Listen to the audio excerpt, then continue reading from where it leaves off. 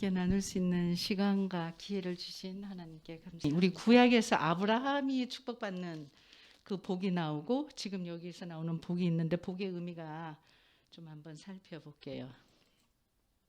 우리가 이 세상 살아갈 때는 두 가지 길이 이렇게 놓여 있는 것 같아요. 지금 이 시편에서도 복 있는 자가 가는 길, 그 다음에 악인이 가는 길, 이 두 운명의 길에서 사람들은 지금 현재만 살아가는 것이 아니라 구약에서 이미 우리 성경 말씀을 통해서 본 것을 보면 에덴 동산에서 아담과 하와부터 쭉 해서 아브라함과 이삭 쭉 내려오고 야곱의 그 자손들 쭉 보면은 다윗의 자손 또 그다음에 우리가 지금 앞으로 예수님이 오시면은 우리가 적 그리스도와 예수님과의 관계 이 두 길에서 두 운명의 길에서 우리가 전쟁과 갈등 속에 있다고 보면 될 것 같습니다. 그래서 좀 화면을 좀 꺼내 볼게요. 그래서 아브라함의 그 창세기에 나왔던 복은 하나님을 찬양하고 경배하고 무릎 꿇고 그런 하나님이 주시는 그런 복, 하나님이 그 찬양하고 경배하는 그런 사람들에게 주시는 복이지만 그다음에 여기서 지금 시편에 나오는 것은 에스레라고 해서 이게 행복한 복 있는 자 이렇게 풀이를 히브리어에서는 해놓거든요. 그래서 복 있는 사람은 행복한 사람은 이렇게 해석하면 그게 어떤 사람이 복 있는 거야? 그러면 우리가 옛날에 보면은 저 사람 복덩어리야 복 받아 새해 복 많이 받을게요 하고 막 이렇게 사람들이 복을 나눠주는 것은 이런 세속적인 우리가 세상에서 말할 수 있는 복이지만 그러나 이게 시편 1편은 그런 복이 아니거든요. 어떤 복이냐?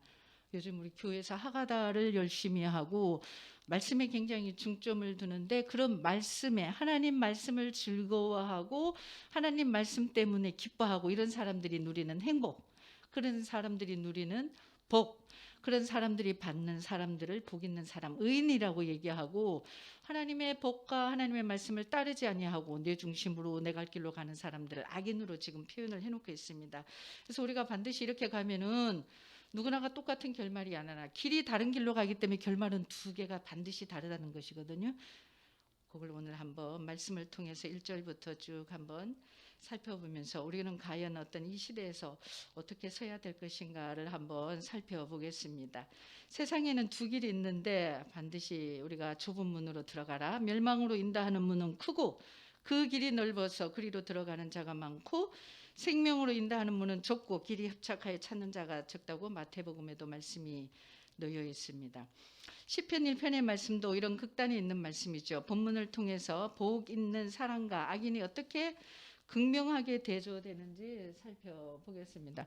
이 복 있는 사람들은 악인들의 꾀를 따르지 아니하고 첫 번째는 이제 복 있는 사람은 하나님을 이렇게 행복을 누리는 사람들은 어떤 사람들이냐면 부정으로 지금 세 개를 얘기를 해놨어요. 첫 번째는 악인들의 꾀를 따르지 않는 것.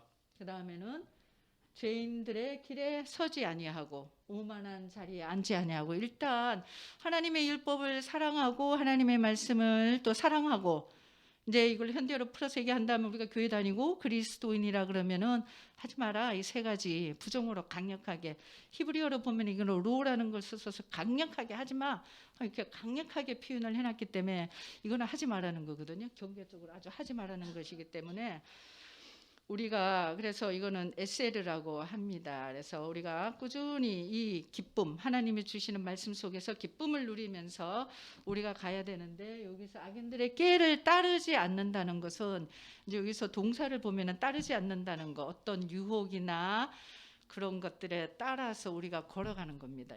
일단 우리가 청소년들을 먼저 생각하면은 어떤 유혹이 있으면은 그게 정말 그래 한번 걸어가 볼까?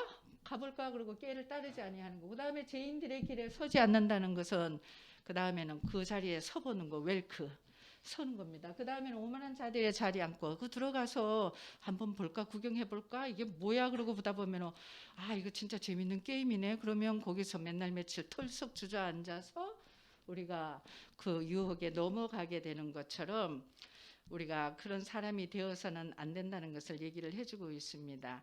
우리가 복 있는 사람, 행복한 사람이 되기 위해서는 무엇보다도 먼저 해야 할 것은 악을 피하는 것입니다. 일단 복 있는 사람, 행복한 사람이 되기 위해서는 악을 피하는 거, 어떤 유혹에 들어가지 말고 우리가 깨어서 있어야 된다는. 옛말에 근주자적이요 금묵자흑이라는 말이 있습니다. 붉은 것을 가까이 하면 자기도 붉어지고 먹을 가까이 하면 자기의 손도 검어지기 때문에 악을 피하라는 것입니다. 우리가 가끔가다 유혹을 많이 받게 됩니다. 여러분들 이제까지 살아오시면서 여러 가지 좋은 조건 또는 아니면 여러 가지를 우리에게 이렇게 덜미로 주어지면서 유혹을 할 때 우리는 당연히 우리가 그 유혹에 우리가 거절할 줄 알아야 되고 노를 할 줄 알아야 되고 분명한 것들을 우리가 단호히 뿌리칠 수 있어야 됩니다. 우리 청소년도 마찬가지고 어떤 것들이 들어오면 보기 좋고 그게 굉장히 탐스럽고 먹기 좋아서 우리가 덥석 받게 되면은 그러면은 거기에 깜짝 우리가 물려버리는 것처럼 우리가 유혹을 껴안고 묵상하고 같이 그 시간을 보내면은 우리의 모든 것들은 전복당할 수가 있습니다. 사람이 이렇게 사는 것은 결코 쉽지 않아서 여러 가지 예스라고 할 때 또 노라고 할 때 우리가 미움을 살 수가 있습니다. 또 학교에서는 우리가 가끔 그런 일을 당하면 또 왕따를 당하게 되어서 굉장히 어려움을 많이 당하면서 끝까지 그 정신적인 피해를 또 많이 보는 사람들이 있는 것입니다. 너는 왜 그렇게 유별하게 사느냐, 다른 사람처럼 살아라, 그렇게 여러 가지를 던지지만서도 우리가 하나님의 형상을 닮은 사람으로서 또 우리가 하나님께 영광을 드리고 하나님의 기쁨이 되기 위해서는 이건 아니야, 딱 단호하게 결단할 수 있는 것들, 아마 그런 것들을 다 하시고 여기까지 오시고 이 예배 시간에도 수많은 유혹들이 있었지만 수많은 것들이 기다리지만 아니야, 이 시간에 하나님 만나고 난 예배 드려야 돼 하고 결단하고 오신 것들만 봐도 우리의 마음에는 하나님을 정말 충분하게 기쁘게 하고 즐겁게 하기 위한 마음들이 우리에게는 있는 것을 볼 수가 있습니다. 악인들에게 물어보면 그들도 분명 행복해지기 위해서 나 이 길 하고 있어 이런 거거든요. 우리 조금 전에 새신자하고 가족 나눔 할 때도 요즘 가장 무서운 게, 두려운 게 어떤 일들 사태가 텔레비전 뉴스나 이런 데서 어떤 사건을 볼 수 있냐고 물었더니 어떤 그 폭력배나 이런 강도들이 들어와서 요즘 그런 코로나 때문에 외국에서 상가 털어가고 먹을 거 다 털어가는 이런 폭력배들 많이 보잖아요. 그게 가장 무서웠다고 그러는 것처럼 그런 것도 있고, 또 어떤 분은, 한 분은 젊은 엄마가 또 아이들을 그렇게 무자비하게 양육하고 무자비하게 폭력하고 이게 막 너무 잔인하고 이런 것들, 이게 다 지금 악인들이 걸어가는 길, 악인들이 걸어가는 것들이 한순간에 이루어진 것들이 아닌 거라 쌓이고 처음에는 이렇게 깨를 따르지 아니해야 되는데 이걸 자꾸 깨를 따르다 보면 내가 걸어가게 되는 거, 그 길이 좋아, 너무 익숙하게 되고 떨어갔다가 따라가게 되고 그 다음에 죄인들에게 서는 거지, 스탠드 하게 되는 거. 내가 서서 아 이거는 정말 괜찮은 거구나, 좀 더 들어가 보자 그러고는 그 다음에는 오만한 자리에 털썩 주저앉아서 악행을 서슴지 않게 하고 양심의 가책을 받지 않고 그렇게 되는 것이 우리가 악인들의 행동이 됩니다. 한순간의 짜릿한 행복을 우리가 바라보면서 그렇게 살아가는데 선하신 하나님은 그것들을 굉장히 미워하시는 거죠. 우리가 행복하다는 느낌을 가지는 것은 우리의 소유가 많아서 아니죠, 건강해서 아닙니다. 그것은 우리가 하나님과 친밀함을 가진 사람이기 때문에 행복함을 느껴야 되고, 그 복이 있는 사람에게 보이는 외관적 모습들을 시편의 시작에서 이렇게 기술하고 있습니다. 두 번째는 이제 율법을 주의하러 묵상한다고 했거든요. 그러니까 그의 율법을 주의하러 묵상한다. 하나님의 말씀을 존중히 여기는 자는 하나님이 그 사람을 굉장히 존중하게 여기실 겁니다. 이제까지 살아오면서도 여러분들 느끼면 말씀 외에는 아무것도 없어, 말씀이 역시 최고야, 하나님 말씀으로 역사하셔, 말씀으로 기적을 보이셨고 이런 것들을 많이 또 간증할 수 있을 것 같습니다. 하나님 말씀에 대한 사모는 묵상으로 이어지게 됩니다. 묵상과 명상은 비슷한 듯 보이지만 절이나 요즘 이런 명상 많이 하는 그런 것들도 있지만 그것은, 명상은 마음속에 있는 것을 비워내는 것이죠. 마음속을 무언가로 가득 채우는 것은 우리가 마음속에 무언가를 자꾸 가득 채우는 것이지만 명상은 마음속에 있는 걸 비워내는 거고, 묵상은 우리가 하나님의 말씀으로 마음을 가득 채우는 것입니다. 말씀을 생각하고 그게 또 무슨 의미인지 고민하면서 우리가 하나님의 은혜에 절여지게 되는 것입니다. 우리가 하나님의 말씀을 묵상하는 사람들을 우리가 굉장히 은혜스러운 사람이라 그러고, 그 사람은 어떤 유혹에도 넘어가지 않게 됩니다.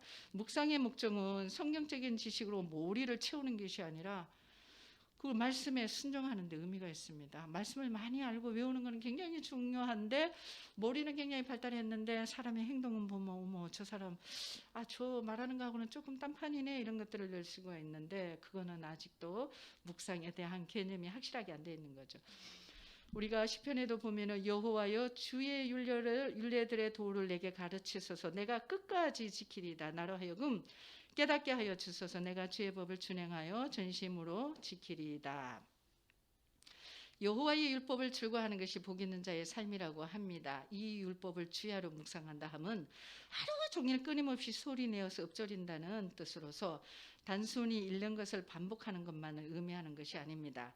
이것은 주님의 말씀과 늘 동행하면서 말씀을 눈으로 보고 눈으로 먼저 딱 말씀을 보고 입으로 우리가 말하고 그것을 귀로 듣고 삶으로 사는 것을 지속적으로 행하는 것은 쉽죠. 이제 눈으로 먼저 보고 입으로 가서 말하고 그것을 귀로 듣고 내가 삶으로 사는 것 이게 바로 율법을 묵상하는 하가다의 개념이 되는 것입니다.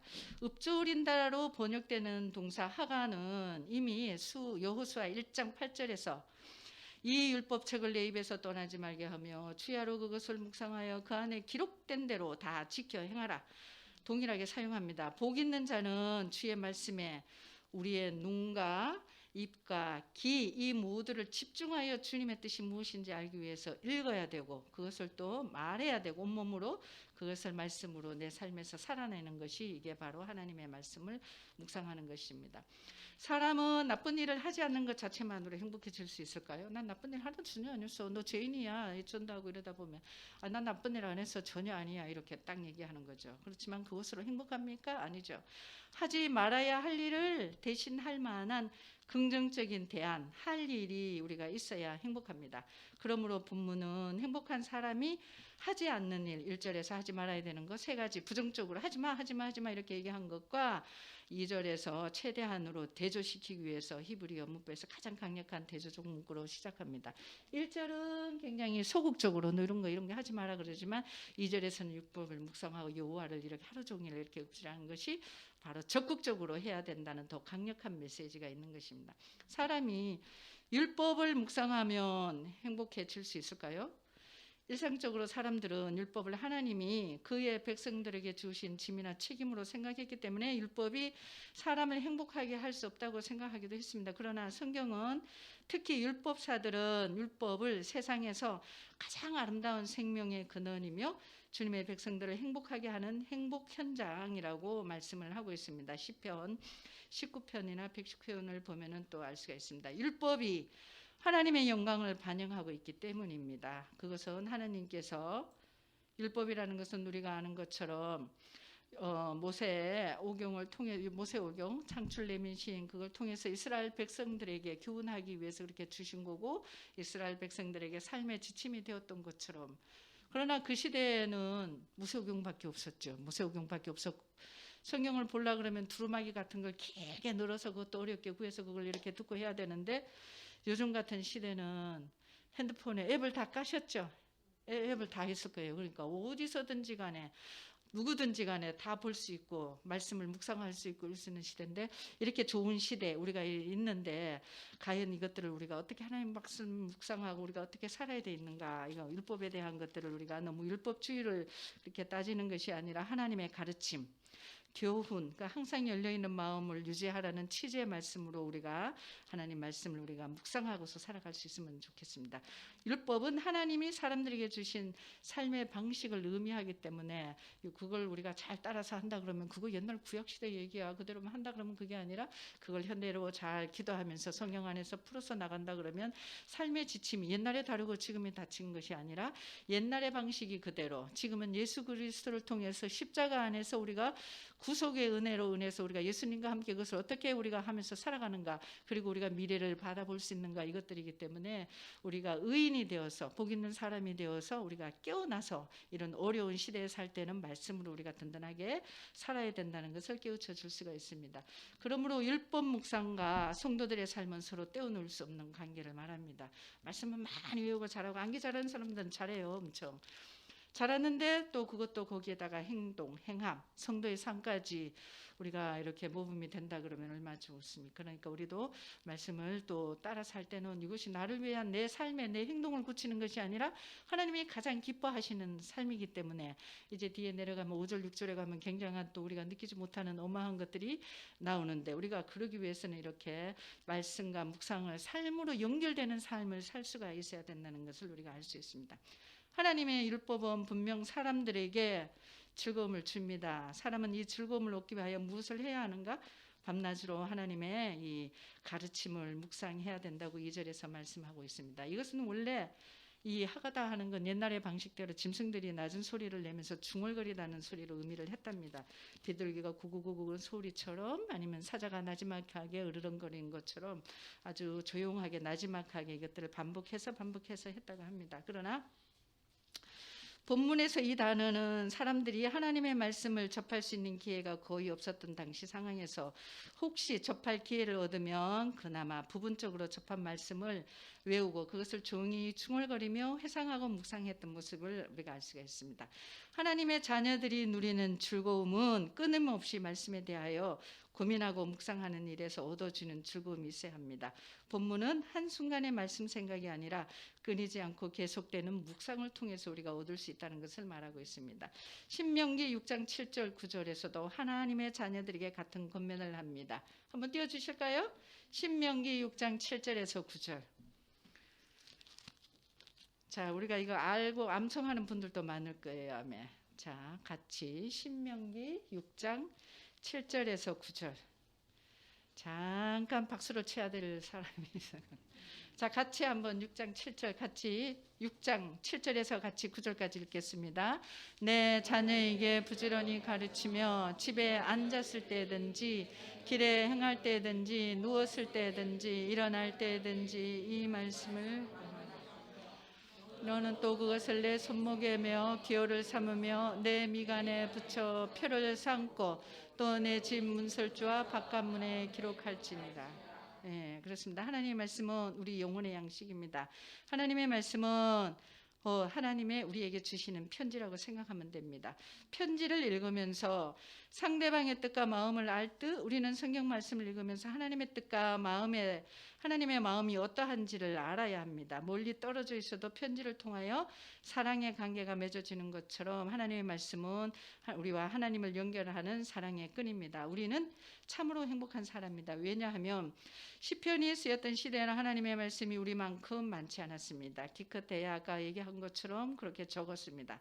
그러나 예수 그리스도가 우리에게 주신 말씀이 또 신약 성경이 우리에게 주어졌고 그래서 우리는 참으로 행복할 수 있는 조건을 많이 갖춘 그런 사람들입니다. 우리가 예수님을 믿고 말씀을 또 복음을 마음대로 접할 수 있다는 것이 얼마나 행복한 사람인지 모릅니다. 목사님께서 요즘 미래에 이제 닥칠 그런 지금 현재의 고난 가운데서 교회가 닥칠 또 그런 것들을 미리 또 얘기해 주시는 걸 볼 때 이것들이 지금 우리가 도저히 안 온다고는 얘기 못할 정도로 우리에게 그런 것들이 닥치면 우리는 과연 이러한 것들을 어떻게 대처하고 우리가 하나님 앞에 날아갈 때까지 어떻게 살아야 될 것인가를 생각할 때 이 묵상 하나님 말씀이 이게 얼마나 중요한 것인가 우리가 또 알 수가 있습니다. 시편 기자는 이 말씀을 즐거워하다 주야로 묵상하는 자가 복이 있다고 말씀했는데요. 하나님 말씀을 묵상해야 합니다. 묵상은 말씀을 읽는 것과는 다르게 하나님과 대화하는 것입니다. 오늘 시편 말씀을 그냥 눈으로 쭉 읽는 것이 아니라 복 있는 사람은 누굽니까? 하나님 우리 공경 사모님께서 하가다 설명하시면서 얘기하신 것처럼 그 질문을 하면서 하나님 복 있는 사람 대체 누굽니까? 아기는 누굽니까? 어떻게 해야 복 이렇게 질문을 하면 하나님께서 또 말씀을 통해서 나에게 주시고 없기 때문에 그냥 싹 한번 읽어서 끝 읽어 그게 아니라 말씀을 자꾸 씹으면서 자꾸 음식도 씹어보면 제가 이번에 병원에 가면서 이걸 좀 한 달간 약 먹으면서 받아봤더니 위축성이라는 게 이게 얼굴에 이마에 나이가 들면은 주름이 생기는 것처럼 위에도 이게 주름이 생겨도 그게 왜 생기냐고 그랬더니 음식 같은 걸 그냥 시간 규칙적으로 안 먹고 안 씹어 먹고 막 급하고 막 그렇게 마음대로 살아서 그렇다고. 근데 그건 고칠 수가 없는데 지금부터라도 그렇게 하라는 것 같거든요. 그러니까 우리가 이걸 말씀 음식뿐만 아니라 이것들이 우리가 말씀을 이렇게 읊조리면서 자꾸 계속해서 씹어보면은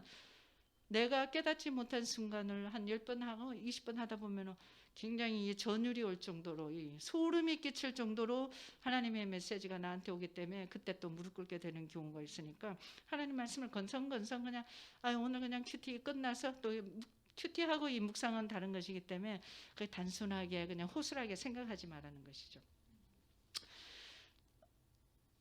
우리가 밀을 타작하여 방아를 찧어 빵을 만드는 것과 같습니다. 잃는 것은 소가 풀을 뜯어먹는 것과 같고요. 묵상은 그 풀을 되새김질하여 영양분을 흡수하는 것. 되새김질하는 것. 소가 3번 내지 이렇게 몇 번씩 되새김하는 것처럼 되새김을 하면은 그 하나님의 말씀이 우리에게 잘 적용되고 들어온다는 말씀입니다. 하나님의 말씀이 진정한 영혼이 양식이 되기 위해서는 말씀을 묵상해야 되고, 우리가 그 묵상할 때 여러 가지 이제 얘기한 것처럼 스마트폰도 많고 또 여러 가지 우리가 암송할 수 없어서가 하는 게 아니라 우리에게는 너무나 많은데 우리의 마음이 문제인 거죠. 마음이 우리가 우선순위를 어디에 두고 무엇을 행하느냐가 그게 문제인 것이지, 우리에게는 이렇게 여러 가지 성경을 암송하거나 묵상할 수 있는 것들을 이제는 최우선으로, 오늘부터라 이제 왜 이렇게 최우선으로 돌려야 되는지 이걸 오늘 또 깨달을 수 있는 시간이 될 것 같습니다. 자, 그래서 행복해지기를 원한다면 결단과 각오를 새롭게 해야 됩니다. 3절. 자, 3절을 한번 같이 읽어볼까요? 시냇가에 심은 나무가 철을 따라 열매를 맺으며 그 잎사이가 마르지 아니한 같으니 그가 하는 모든 일이 다 형통하리로다. 1, 2절에서는 멀리하고 어떻게 하라고 묵상하라는 말씀을 한 것처럼 이게 굉장히 듣기만 해도 음률이 좋으시고 감동이 되죠. 시냇가에 심은 나무, 그 다음에 철을 따라 열매를 맺는 거, 이렇게 끊어서 한번 생각해 보세요. 시냇가에 심은 나무, 철을 따라 열매를 맺는 거. 아까 우리 찬양했어요. 우리 감목사님 그 찬양 중에서도 나왔던 게 은혜되는 찬양이 있었는데, 그 잎사이가 마르지 않을, 그가 하는 모든 일이 다 형통하죠. 자, 시냇가에 심은 나무가 철을 따라 열매를 맺어요. 잎사이가 마르지 않 같으니 그가 하는 모든 일이 다 형통하리라다. 항상 물이 흐르는 시냇가에 심겨진 풍성한 열매 맺는 나무로 묘사하고 있습니다. 의인의 삶의 생명력과 풍성함은 자신의 노력과 의지에 있지 않고 오직 하나님의 말씀에 있다고 합니다. 하나님의 말씀에 뿌리를 내리고 영양분을 섭취하여 삶을 사는 우리는 영원토록 견고하고 생명력과 풍성을 누리게 됩니다.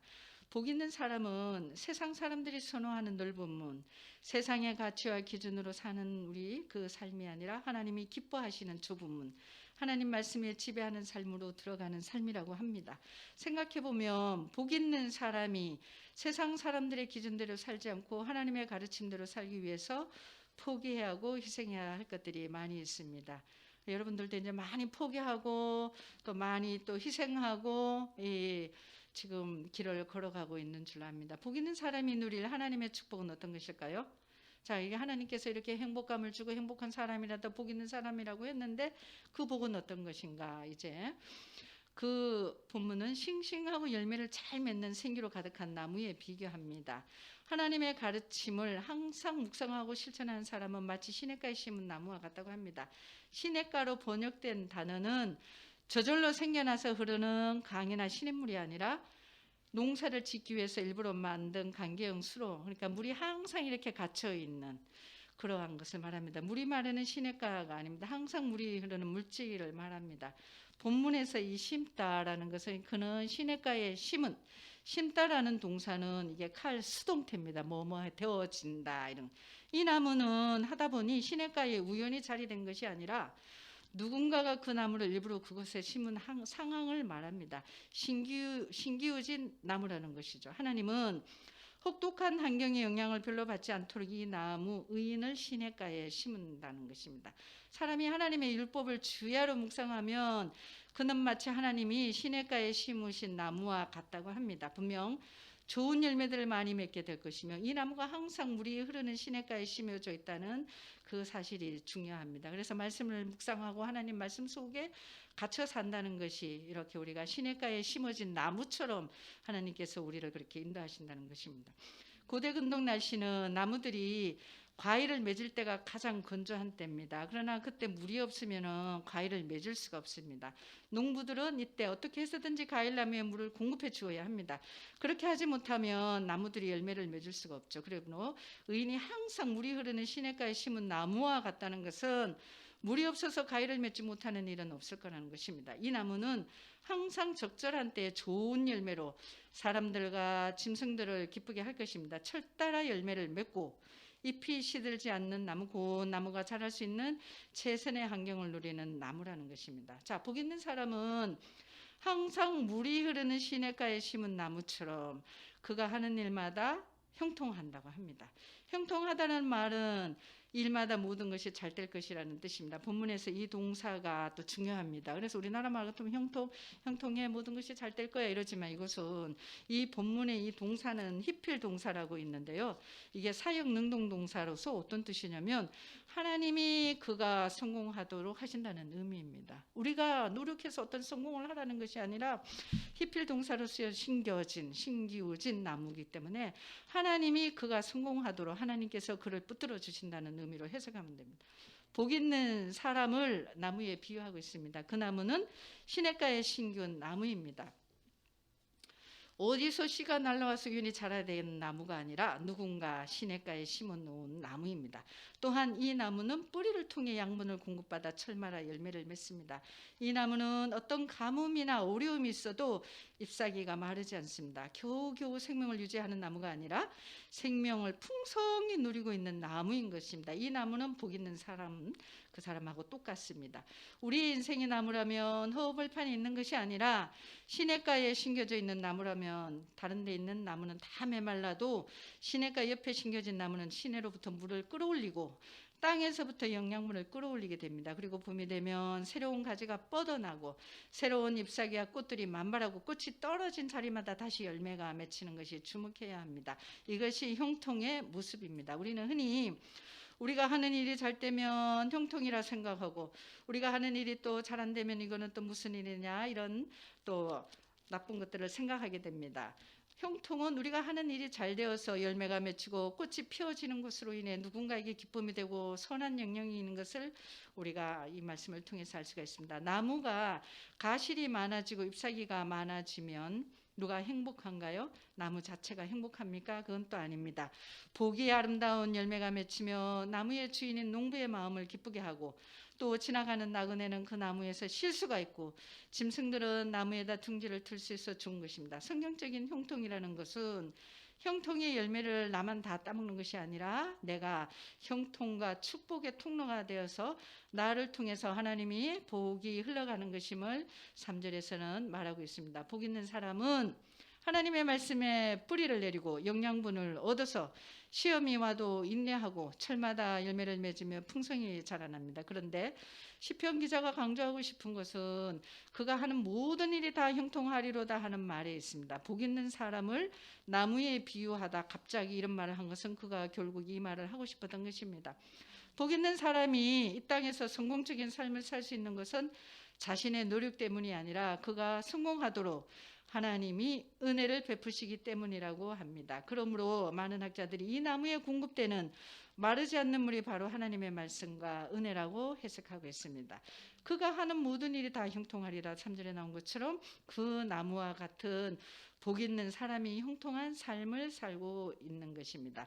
형통하다는 것은 처음에 의도한 것을 효과적으로 성취한다는 뜻으로 원하는 것을 이룬다는 말이지만 나무가 원하는 것은 열매를 맺는 것, 잎사귀를 무성하게 키우는 것입니다. 그렇다면 복 있는 사람이 원하는 것은 무엇일까요? 그는 어떤 일이 있어서 형통하는 것일까요?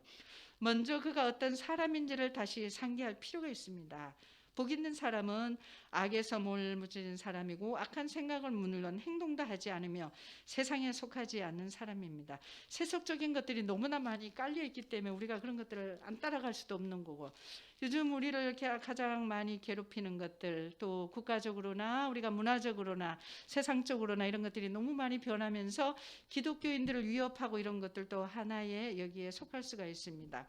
그러나 우리는 하나님을 사랑하고 하나님의 또 말씀을 주야로 묵상하는 사람이기 때문에 우리가 어떤 사람인지, 우리가 그것을 어떻게 따라야 되고 가야 되는지를 우리가 또 곰곰이 잘 생각해서, 복 있는 사람은 악에서 멀어진 사람이고 악한 생각은 물론 행동도 하지 않으며 세상에 속하지 않는다는, 이 기준은 우리가 우리의 생각대로 우리의 마음대로 우리가 세상에 흘려가는 그런 것에 우리가 기준을 삼는 것이 아니라 오직 유일하신 말씀과 오직 유일하신 예수 그리스도 속에서 우리는 해답을 찾을 수가 있어야만이 우리가 하나님을 기쁘시게 하는 삶이 되고 하나님께 영광을 돌릴 수가 있습니다. 그 다음에 우리가 시편 37편 4절에 보면은, 떼어주세요. 시편 37편 4절. 자, 같이 읽겠습니다. 아닌데요. 자, 같이 읽겠습니다. 주의 성도들아, 여호와를 찬송하며 그 거룩한 이름에 감사할지어다. 여호와 이름을 또 감사하면서 우리가 또 여호와를 기뻐하라. 그가 내 마음의 소원을 내게 이루어 주시리라고 하셨기 때문에 하나님을 기뻐하는 사람이 소원이라면 우리가 하나님을 기쁘시게 하고 하나님께서 우리의 또 그 약속하신 그 소원을 우리에게 들어주시게 됩니다. 시냇가에 심은 나무가 풍성한 생명에 거하는 것처럼 복 있는 사람도 하나님을 기쁘시게 하고 하나님께 영광을 돌리면서 살아가는 것입니다. 복 있는 사람은 삶을 겨우겨우 살아가는 사람이 아닙니다. 그는 진정한 삶의 목적을 이루어가면서 사는 사람입니다. 믿는 자들은 영생을 얻었다고 말하는데 그것은 단순히 그 길이의 개념이 아니라, 그리고 믿지 않는 자들도 영원히 사는 것은 마찬가지입니다. 그냥 영원히 살기만 한다고 하는 것이 아닙니다. 영생은 진정한 의미에서의 삶, 하나님과의 친밀한 교제 가운데서 하나님께 영광을 돌리면서 사는 것을 의미합니다. 믿는 자는 하나님의 나라를 기다리면서 이 땅에서 영생을 맛보며 하루하루를 살아가야 됩니다.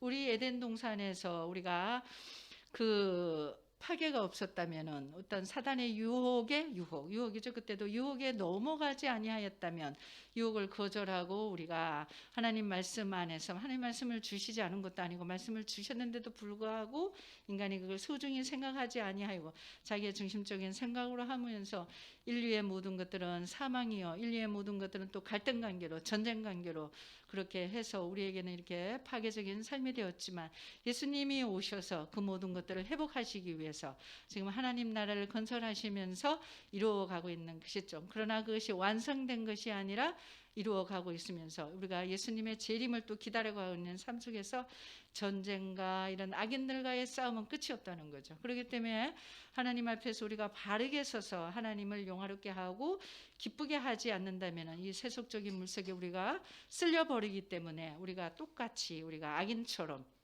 악인이 나중에는 어떻게 되는가는 6절에 나오는데요. 5절 6절인데 끔찍해요. 그냥 겨처럼 날아가 버리는 인생. 겨는 그냥 바람이 불면 다 날아가 버리는 인생처럼 그렇게 된다는 거예요. 그러면 복 있는 사람은 무엇을 기대해야 될까요? 자, 그냥 모세 얘기 요거는 좀 넘어가고,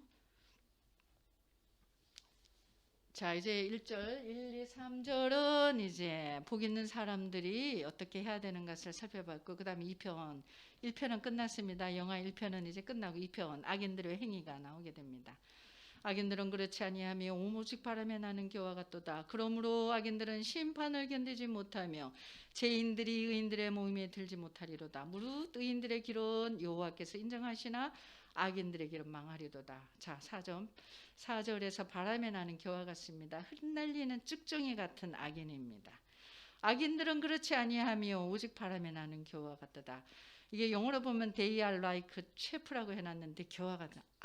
악인은 겨와 같다고 합니다.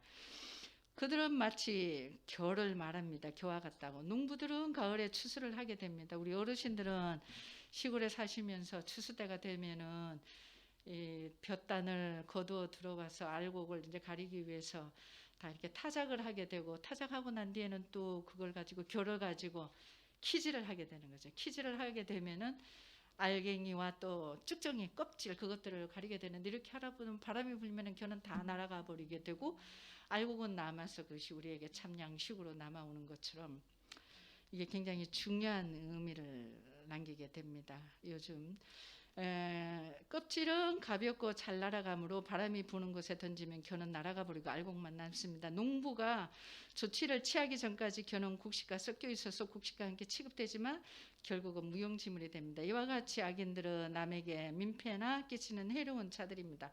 누구나 반가워하지 않는 춘덕거리에게 불과하죠.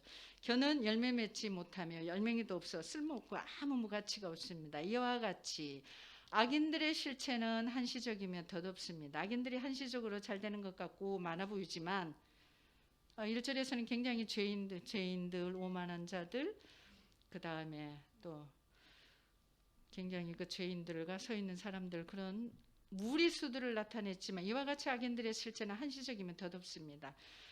잘 되는 것 같고 좋아 보이고 탐스럽고 그렇게 보이고 우리가 굉장히 그 요구대로 유혹대로 넘어가고 싶은 충격들이 많지만 그러나 그 결국은 하나님의 심판을 통해서 그들의 정처가 다 드러나게 된다는 것입니다. 의로운 사람, 율법을 묵상하는 사람, 하나님의 말씀대로 순종하는 사람은 철따라 열매를 맺고 그 잎사귀가 마르지 않는데 악인들은 바람이 불면은 날아가 버리는 겨와 같습니다. 모든 것이 형통하지 않는다고 합니다.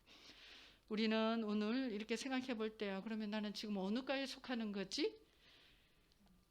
시냇가에 심겨진 나무 같아서 복 있는 사람일까? 그 과일까? 아니면 바람이 불면 날아가 버리는 그와 같은 과일까? 물론 이 오후에 예배에 참석하신 우리 성도님들은 모두 복 있는 사람과 같습니다. 그렇게 믿습니다. 그러나 우리가 1번을 복 있는 사람처럼 체크를 해놓고서도 살아가는 모습은 또 2번으로 살아가는 사람이 많이 있습니다. 우리가 이것들을 잘 생각해보고 하나님 앞에서 확실하게 우리가 다짐을 하고 결단을 해야만이 이 심판때가 되면은 우리가 정말 아무 필요 없는 쓸모없는 겨처럼 그렇게 존재의 가치가 없이 쓰러져 버린 사람은 아니겠 된다고 봅니다. 4절에 바람에 나는 것처럼 3절에 나타나는 복 있는 자의 견고함, 생명력, 풍성함을 가진 모습과 대조되죠. 악인의 실상입니다. 악인들은 복수형을 사용해서 악한 자들이 많음을 나타냈습니다. 보이는 상황은 수많은 악인들이 있지만 그들은 바람이 불면 하나님도 남지 않고 날려가 버리는 속빈 쭉정이와 같다는 것입니다. 그래서 우리가 세상을 살아갈 때 우리 주위 환경에서 돌아보면 내 편은 없고 하나님 편은 아무도 없고 오로지 모든 것들이 우리의 악인들과 같은 그러한 사람들이 많지만 그러나 결국에 하나님의 때가 되면은 이 키즈를 하게 돼. 지금은 다 똑같이 가는 거. 농사가 되어 쭉정이 우리가 그걸 가리기 전까지는 다 똑같이 가는 거. 그러나 때가 되면은 추수할 때가 되어서 그걸 키즈를 하게 되면은 쭉정이는 다 날아가 버리고 알맹이가 남는 것처럼 우리가 이것은 멀지 않은 시간 내에 우리가 믿음의 성도들이 다 또 겪을 수 있는 그러한 시간이라고 봅니다. 두 악인들의 삶에 대하여 두 가지를 말합니다. 첫째는 복 있는 사람은 가장 좋은 환경에 뿌리를 내리고 사는 것에 반해서 악인들은 바람이 부는 대로 이곳저곳 떠돌아다닙니다. 의인과 악인의 차이는 의인은 한 곳에서 뿌리 내린 삶을 사는 것에 반해서 악인은 한 곳에 머물지 못하고 끊임없이 방황한다는, 이게 바로 우리가 예수 그리스도를 믿음으로 인해서 죄의 문제라든가 모든 것들이 해결됨으로 인해서 예수 그리스도와 함께 가는 삶이 형통한 삶이 되기 때문에 그렇지, 악인들은 예수 그리스도를 그들은 접하지도 않고 또 믿지도 않기 때문에 악인들은, 그 사람들은 예수 그리스도 없는 삶 속에서는 모든 것들이 다 헛된 세상이 되는 것입니다. 둘째, 의인은 한 장소에 뿌리를 내리고 왕성하게 자라는 나무 같지만 악인은 그 어디에도 머물 수 없는 겨와 같습니다. 머물 수가 없습니다. 악인을 상징하는, 의인을 상징하는 나무 또 악인을 상징하는 겨는 둘 다 두 글자로 구성된 히브리어 단어에서는 또 비슷해요. 이 나무는 에츠, 겨는 모츠. 그런데 의미는 완전히 다른 것이죠. 우리가 이렇게 정처 없이 떠도는 겨의 모습은 되지 않아야 되겠다고 생각합니다. 반면에 복 있는 사람은 어떠합니까? 왕성하게 자라서 사람들과 짐승에게 또 때약볕을 피하는 그늘이 되어주고 많은 열매로 사람들과 짐승들을 기쁘게 합니다. 우리가 이렇게 옛날에는 왕들을 흔히 나무로 많이 묘사되어서 왕은 그가 다스리는 백성들에게 나무 같은 존재가 되어서 백성들이 쉴 그늘과 먹을 가위를 주어야 한다고 생각했던 시절이 있답니다.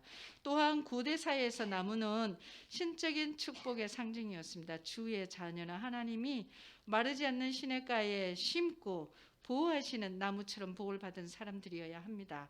이러한 우리 주님의 자녀들에게는 하나님의 말씀은 생명을 주는 물이나 폐나 끼치는 악인들과는 달리 의인은 남들에게 매우 유익한 삶을 살아야 합니다. 무엇이 지나친 차이점의 원인일까요? 악인들은 하나님이 주신 율법대로 살지 않고 자신들의 이기적인 생각과 악한 깨로 자기들의 생각하는 그 깨로 살아가기 때문입니다. 반면에 복이 있는 사람은 철두철미하게 하나님의 말씀대로 살아갑니다. 살아가는 모습이 정말 바보 같고 어리석은 사람 같아 보이지만서도 결국은 하나님의 말씀에 순종하고 하나님 법대로 살아가는 사람에게는 이것들이 굉장한 나중에 결말, 인생의 길에 가서 결말은 완전히 다르게 나타나는 것을 알 수가 있습니다. 시편에서 악인은 하나님 중심으로 살지 않고 자기 중심적으로 사는 사람입니다. 악인은 그런 교와 같다고 했습니다. 자, 이제 5절을 한번 같이 읽어보겠습니다. 의인들의 모임에 들지 못합니다. 5절 같이 시작.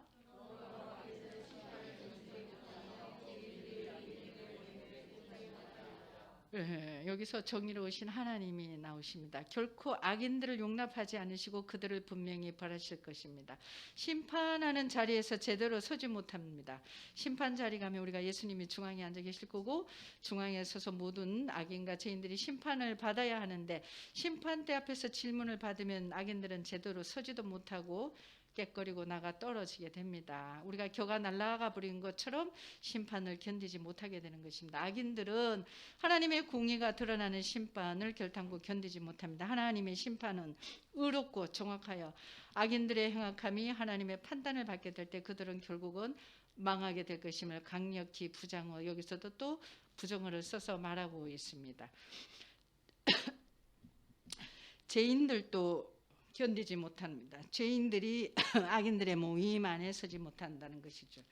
1절에서 나왔던 그 죄인들의 모습, 바람에 불려나가 떨어져 버린다는 것입니다. 그러니까 1절에서 나왔던 것처럼 복 있는 사람은 악인의 계를 따르지 않고 또 죄인의 길에 서지 않고 오만한 자들의 자리에 앉지 않던 그 오만한 사람들, 죄인들, 그 사람들은 모두 바람에 날려 떨어져 버린다는 뜻입니다. 악인들은 의인들의 모임에 함께하지 못하고 악인과 의인은 구분이 명확하여 심판의 때 의인들과 함께 서 있지 못하고 분명한 구분이 되는 것을 말합니다. 이 말씀은 우리가 교와 같은 악인들의 모습을 보충하면서 우리가 따져보고 우리가 올바른 행동을 우리가 선택해야 된다는 것을 알 수가 있습니다.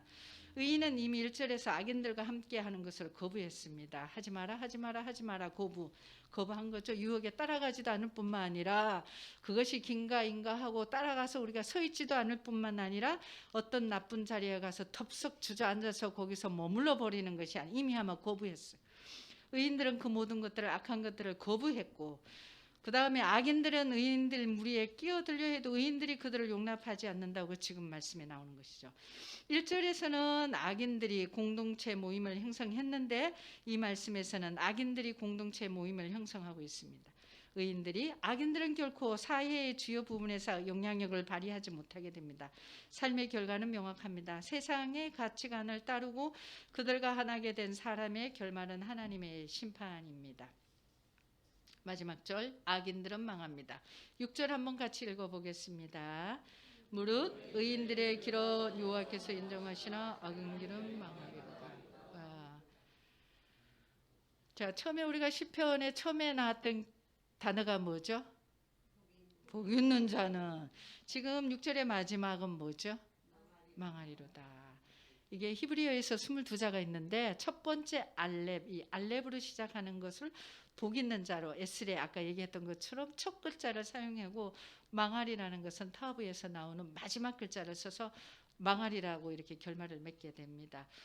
여기서 6절에서 두 길에 대한 하나님의 판정이 나오게 됩니다. 무릇 의인들의 길은 여호와께서 인정하시나 그 다음에 악인들의 길은 망하리로다. 그래서 의인들의 길을 따랐던 사람들은 여호와께서 인정하시지만 악인들의 길은 망하리로다.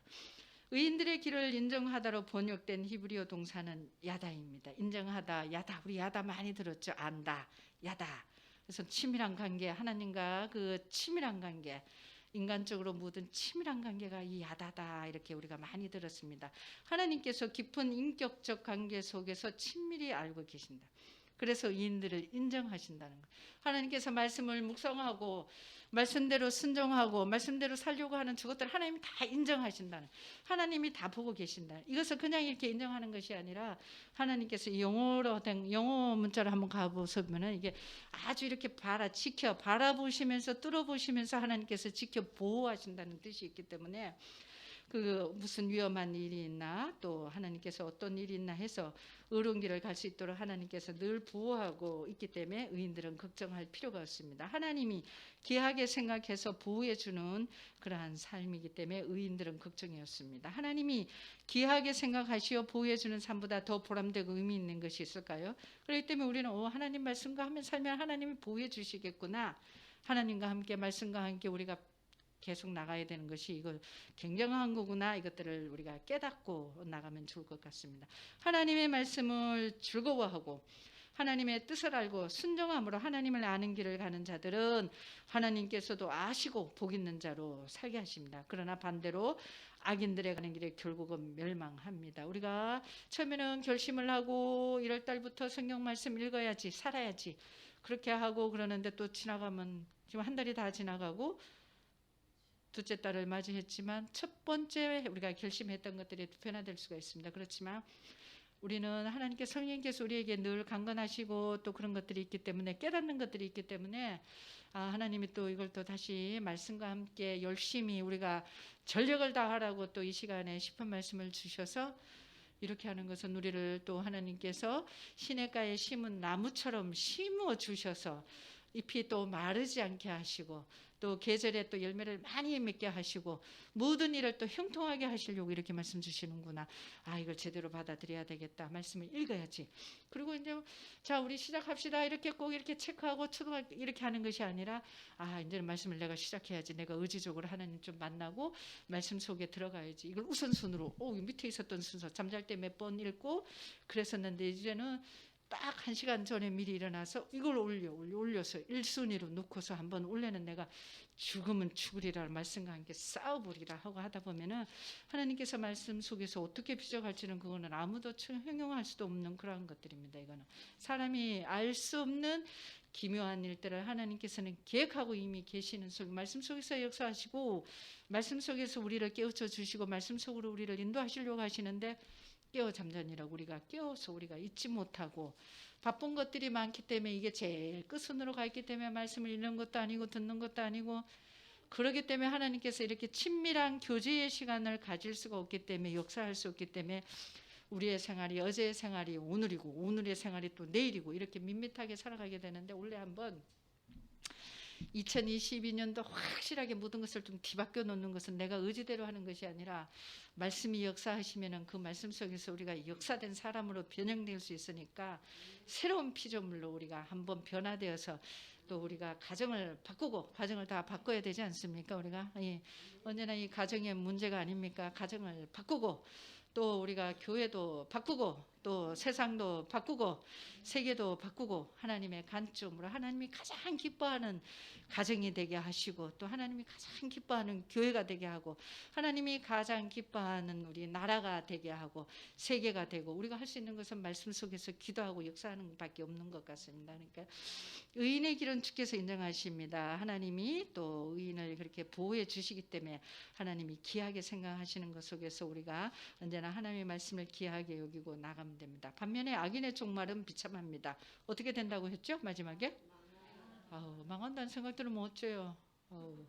슬퍼요. 슬프고 안타깝고 애틋하고 어떡하니 걔가 망했단다. 어떡하니 이거는 망한다. 이 단어는 길을 잃다는 뜻을 지녔습니다. 처음에는 지나가는 듯이지만 결국은 악인은 길을 잃고 망하게 된다는 선언입니다. 그가 스스로 파멸의 길을 걸어 멸망한다는 뜻입니다. 그렇다면 의인과 악인의 차이는 하나님의 보호하심과 인도하심을 받는가 아니면 홀로 스스로 걷는가에 있습니다. 의인의 길과 악인의 길이 문법적으로 대조하는 것이 아주 인상적입니다. 시편 1편은 모든 의인이 복을 받고 모든 악인이 심판을 받는 이상적인 노래에서 이 두 길에 대해서 얘기를 했습니다.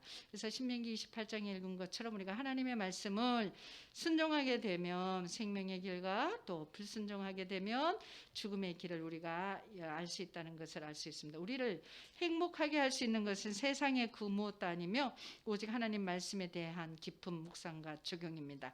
그러므로 행복해지고 싶다면 우리가 해야 하는 일은 하나님 말씀을 주야로 묵상하고 삶의 지침으로 삼는 것입니다. 악인들은 그렇지 아니하며 오직 바람에 나는 겨와 같다고 한 것처럼 우리가 겨처럼 그런 인생이 되어서는 안 되고 의인의 기중에 하나님의 말씀을 묵상하는 자, 그렇지 않은 자로 구분되어지는 것처럼 오늘 우리는 과거에 우리가 어땠는지를 떠나서 지금 내가 하나님 말씀 앞에 서 있는 사람인가 하는 것을 돌아보는 것이 중요합니다. 지금 코로나 오미크론이 굉장히 확장이 돼서 사람들이 걸린 사람들이 다 원망하고 비난하고 난리예요. 지금 너 때문에 그래서 너 때문에 너만 잘했으면 내가 걸리지 않았을 텐데, 그러나 그런 것들이 우리가 따지고 그런 게 할 게 아니라 지금 현재 상황에서 내가 어떻게 할 것인가, 내가 하나님 말씀 앞에 서 있는가, 이것만 잘 체크한다 그러면은 우리가 여호수아 1장 8절에서 하나님께서 축복하신 것처럼 우리가 또 모세 유언이 나오는 거 있죠. 내가 어디 가든지 간에 하나님 말씀을 지키고 순종하라 그러면 모든 것들에게 복을 주시겠다 한 것처럼 우리가 그들이 받았던 축복도 우리가 받을 수 있는 것이라고 생각합니다. 그 다음에 쭉 내려가서 예화 하나가 있는데요. 자, 시를 하나 띄워 주실까요? 이 유명한 영국의 유명한 작가 옥센함이라는 작가가 있는데요. 그리스도 안에 이 동서가 어디 있나라는 유명한 구절도 있는데 여기서는 두 길 시가 있습니다. 같이 한번 천천히 읽어보겠습니다.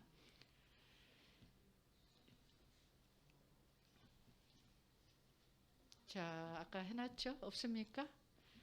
모든 인간에게 열려 있으니 높은 길과 낮은 길, 높은 영혼은 높은 길 자 나옵니다. 같이 한번 읽겠습니다. 두 길입니다. 시작.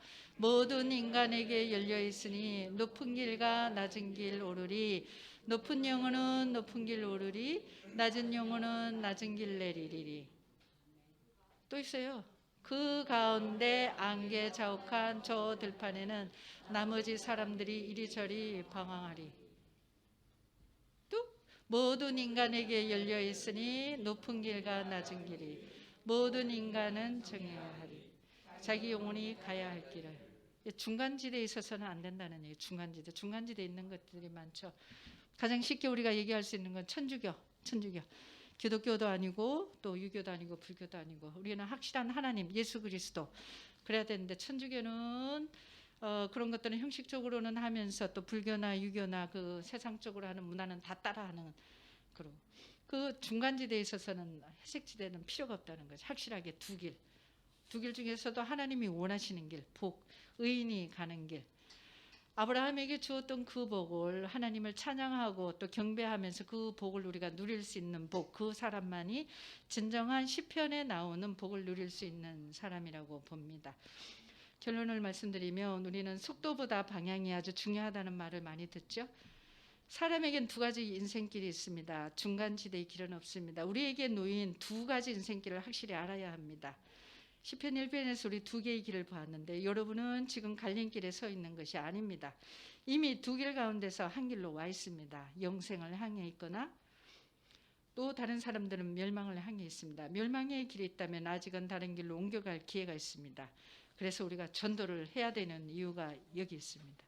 그래서 이제 2월 달부터 지금 2월 달에 세미나도 가고 전도 잘하시는 우리 여성분들을 다 모셔왔어요. 여기 다 모셔갖고는 지금 우리 열린교회가 빵빵합니다. 지금 그 멸망의 길에 빠져 있는 사람들을 다 부르기 위해서 지금 이렇게 하기 때문에 안타깝잖아요. 사망의 길로 가고 망하리라 그러는데 그 안타까운 마음, 그 마음들을 품고서 우리가 원래는 정말 내가 한 사람은 내가 전도를 해야지, 한 사람도 내가 전도 못하면 이건 진짜 하나님 앞에 면목이 없다.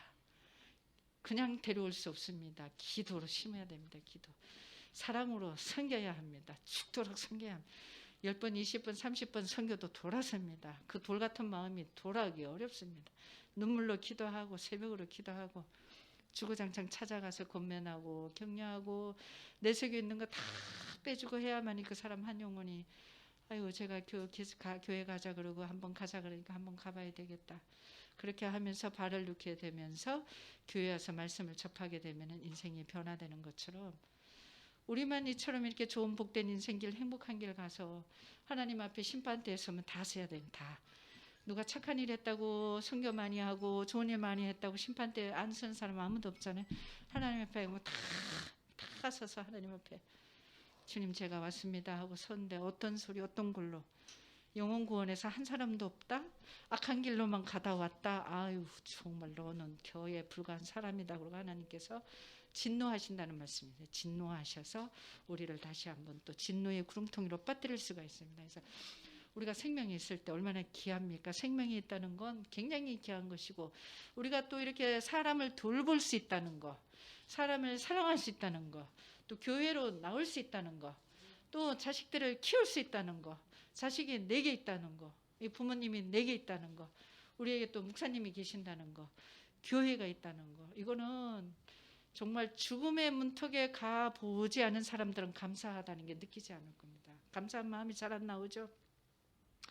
왜냐하면 죽어보지 않았으니까. 여러 가지 어렵고 힘든 일이 많았다 그러지만 죽음까지는 가보지 않았어요. 가본 사람 없어요. 목사님도 조금 이제 많이 아프시고 그러셨지만 거기 가게 되면 하나님을 만나게 됩니다. 만나게 되면 살려주세요 하나님. 제가 제대로 살겠습니다. 그럼 지금 제대로 사는 사람들은 하나님을 만나고 온 거예요. 말씀을 통해서 만나든지 어떤 삶의 경험에서 만나든지 간에 하나님을 꼭 만나셔야 합니다. 하나님 안 만나면은 내가 먼저요. 내가 내가 살아서 나 뜻대로 해야 돼. 하나님 잠깐 계셔요. 제가 이거 해결할게요. 해결사입니다. 하나님.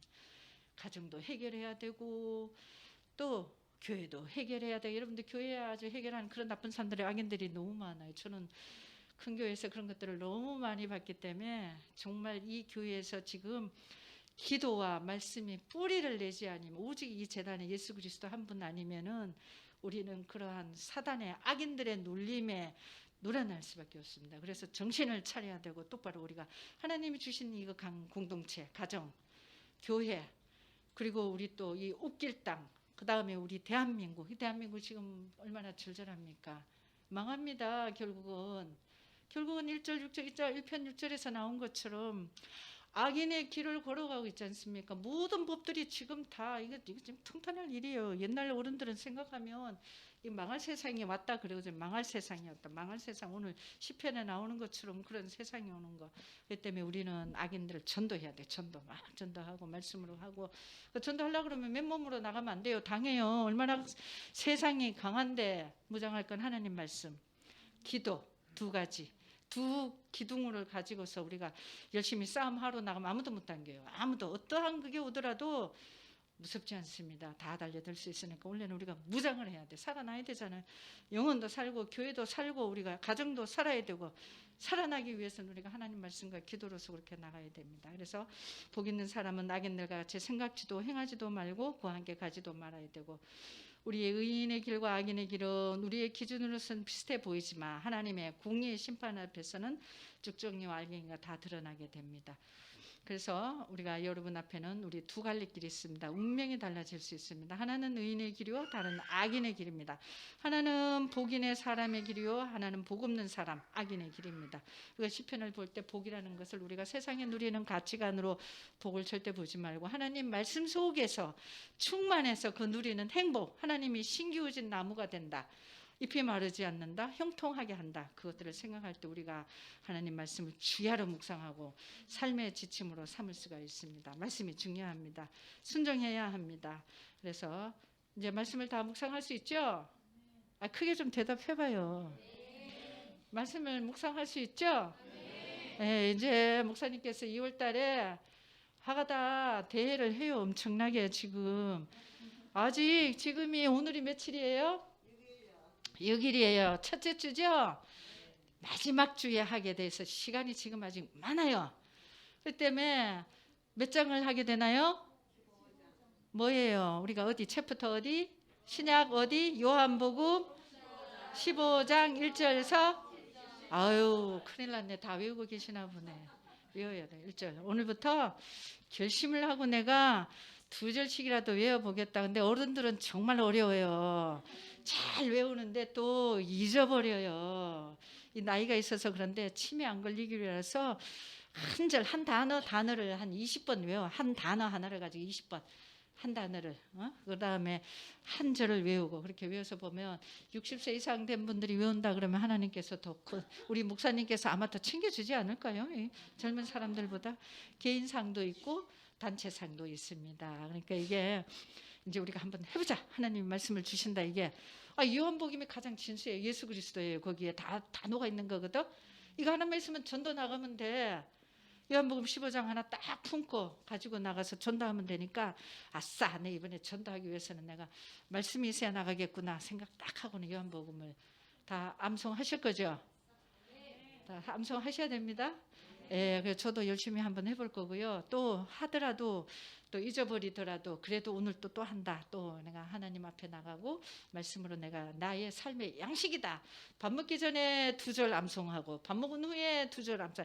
이 반복을 만날 해야 돼. 반복이 없으면 이게 자꾸 잊어버리게 되니까 1, 2절 외웠으면 또 1, 2절 두고 3, 4절 외웠으면 1, 2절을 암송하고 3, 4절 같이 외우고 그 다음에 5, 6절을 하잖아요. 그러면 1, 2절, 3, 4절, 5, 6절 또 암송하고 그 다음에 7, 8절 외우면은 1, 2절 암송, 3, 4절 암송, 5, 6절, 7, 8절까지 이렇게 암송하면은 쭉 가게 되니까 설령 그것을 우리가 하는 걸 기뻐하지 하나님이 너 다 완전하게 외우는 걸 원하시겠어요? 그러니까 우리가 정말 이제 암송 비둘기가 구구구구구 하는 것처럼 다른 사람이 보면 쟤 뭐 하는 거냐 그러면 저 이래다 하나님 교제하고 있답니다. 이렇게 아주 기쁘게 할 수 있는 시간이 되면은 기쁠 것 같습니다. 그래서 말씀으로 우리가 굉장히 좀 살고 하나님께 영광을 돌릴 수 있는 그런 우리 열린교회가 되었으면 좋겠습니다.